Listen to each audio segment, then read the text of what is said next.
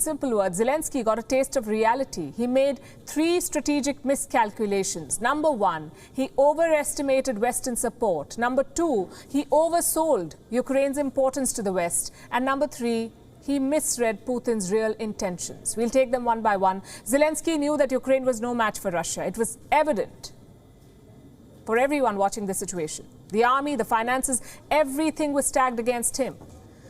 But Zelensky thought he had a trump card, the West. And he had good reason to think so. Joe Biden refused to guarantee Ukraine's neutrality. He refused to pull back from NATO's eastern flank. Instead, he expanded military assistance. He flooded Ukraine with lethal weapons. Clearly, Biden was invested in the fight. The question was, how invested? Listen into what Zelensky said on the 1st of September last year, weeks before the Russian buildup began.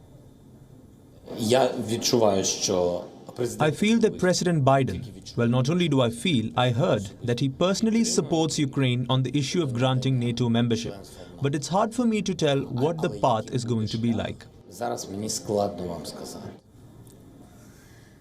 This was September 2021. In fact, let's go back further to April 2021. That was Russia's first military buildup. Back then, Zelensky seemed very confident of America's support. Listen to what he said. President Biden assured me that Ukraine will never be left alone against Russian aggression. Ukraine will never be left alone. April 2021, that was Biden's promise. So naturally, Zelensky hoped for big things. He thought the military aid was just the start, that more would come, more help. But he was wrong. Military aid was NATO's maximum limit. They refused to go beyond that. No soldiers on the ground, no no-fly zones, nothing that would pit them against Russia. Same with sanctions. It's day 14 of the invasion and Europe is still buying Russian oil and gas. The fact is, the West led Ukraine on. They refused to compromise. They promised all the support, but when the time came, NATO stood back and watched. Miscalculation number 2, Zelensky overestimated Ukraine's importance to the West. It was evident in his words. He called Ukraine the shield of Europe. Listen to this. For 8 years, Ukraine has been a shield.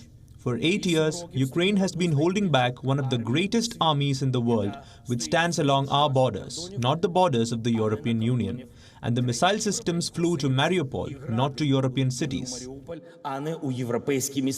These events confirm that comprehensive security in Europe is impossible if Ukraine's sovereignty and territorial integrity is not restored. Again, he was wrong. Ukraine was expendable for the West. They were not serious about the NATO membership. They were not serious about the sanctions. For them, Ukraine was just a useful tool. Something to irritate Vladimir Putin, that's all. But that useful tool had an expiry date. It was February 24th when Russia invaded. And this has happened before. Think back to Afghanistan in the 1980s. America funded the Mujahideen to fight the Soviet army. Was it because Afghanistan was strategically important for the West? No, it wasn't. The sole objective was to give the Soviets a bloody nose. Afghanistan was also a useful tool for the Americans. Same with Georgia. America armed them in the late 2000s. They trained Georgian soldiers. They promised NATO membership in the future. But when war broke out, NATO recoiled. Zelensky made that very same mistake. He believed that Ukraine was a key strategic asset for NATO. He was wrong. For NATO, Ukraine was just another pawn. Miscalculation number 3. Zelensky failed to read Putin's mind. On this, you cannot really blame him. Until the last moment, nobody thought there would be a war.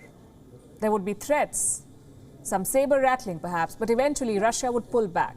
That was a conventional wisdom.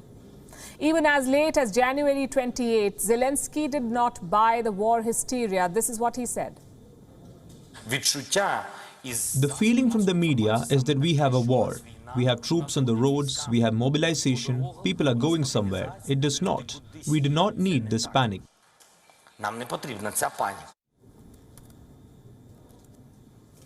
In hindsight, should he have prepared better? Should he have considered Putin's proposals more seriously? Perhaps he should. But put yourself in Zelensky's boots. You have the world's most powerful military alliance promising support. You have lethal weapons pouring in every day. You have promises of unprecedented sanctions on Russia. It is not surprising that Zelensky decided to fight. The West promised him sovereignty, but they refused to fight for it, and history will judge him for that. All this Twitter fanfare, all this YouTube glory will disappear. What will remain is this.